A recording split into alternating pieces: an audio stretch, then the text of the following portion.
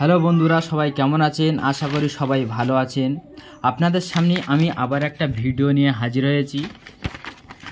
Form যার নামে এসছে তার বাড়ি দিয়ে যাবে, আপনি শুধু ফিল আপ করে দেবেন। আপনি যদি ফিল আপ করতে না পারেন তাহলে আমার চ্যানেলে ভিডিও আছে, আপনি দেখে দেখে ফিল আপ করতে পারবেন খুব সুন্দরভাবে। ফিল আপ করার পরে আমাদের সবার প্রথম একটা কি দরকার জানেন? একটা পাসপোর্ট সাইজ ফটো। দেখুন, ফর্ম ফিল আপ যদি না করতে পারেন আমার চ্যানেলে ভিডিও দেওয়া আছে, আপনি দেখে নেবেন। দেখে দেখে খুব সহজভাবে, খুব সহজ পদ্ধতিতে কোথায় কি লিখতে হবে বা কোথায় কি অঞ্চলের নাম লিখতে হবে সেটা খুব ভালোভাবে বোঝানো হয়েছে। যদি না সঠিকভাবে ফিল আপ করতে পারেন তাহলে আমার চ্যানেলে ভিডিও আছে, আপনারা দেখে নেবেন। সর্বপ্রথম আমাদের যেটা দরকার একটা ফটো। এই ফটোটা কত সাইজ হবে বা কত মেগাপিক্সেল হতে হবে, আপনারা দেখুন ডান দিকে কর্নারে সম্পত্তিকৃত ফটো সাঁটুন, এখানে লেখা আছে। দেখুন আপনারা এখানে কত সাইজ বা কত, গ্যাপটা কিন্তু ছোট, আপনারা লক্ষ্য করেছেন কি? এখানে গ্যাপটা কিন্তু ছোট। বড় ফটো দিলে আপনাদের হবে না, আপনাদের যেরকম সাইজ সেরকম সাইজের ফটো দিতে হবে। চলুন আজ জেনে নিন এই ফটোটি কত সাইজ বা কত রেগুলেশন দিলে আপনার ঠিক মতো বসবে, বা ফর্মে লেখাই আছে কত বাই কত সাইজ দিতে হবে।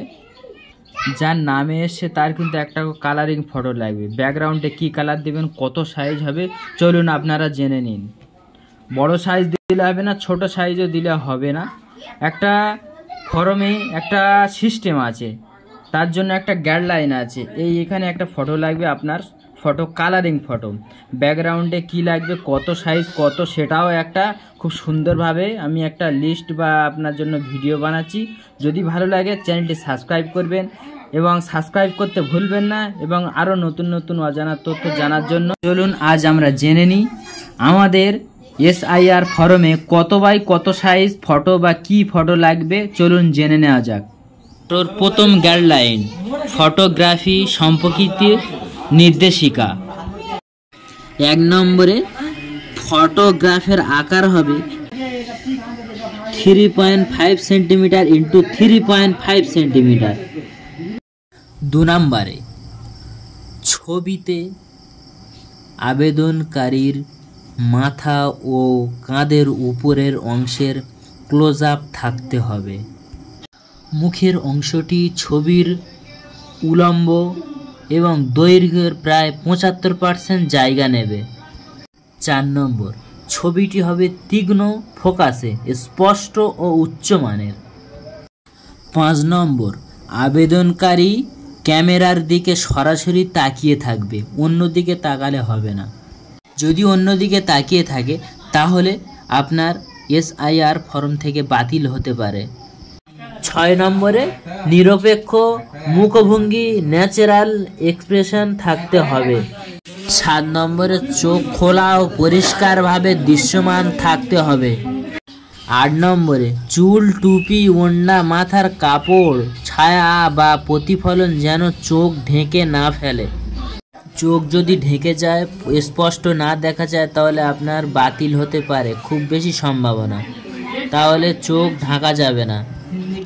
9 নম্বর যদি আবেদনকারী চশমা পরে থাকেন তাহলে চোখ পরিষ্কার দেখা যাবে এবং চশমার কোনো আলোর প্রতিফলন থাকবে না, লেন্সের টিন্ট বা রং থাকবে না এবং ফ্রেম যেন চোখ ঢেকে না ফেলে।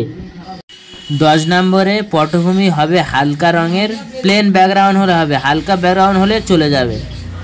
11 নম্বর ছবিতে অন্য কোনো ব্যক্তি বা বস্তু দৃশ্যমান থাকবে না।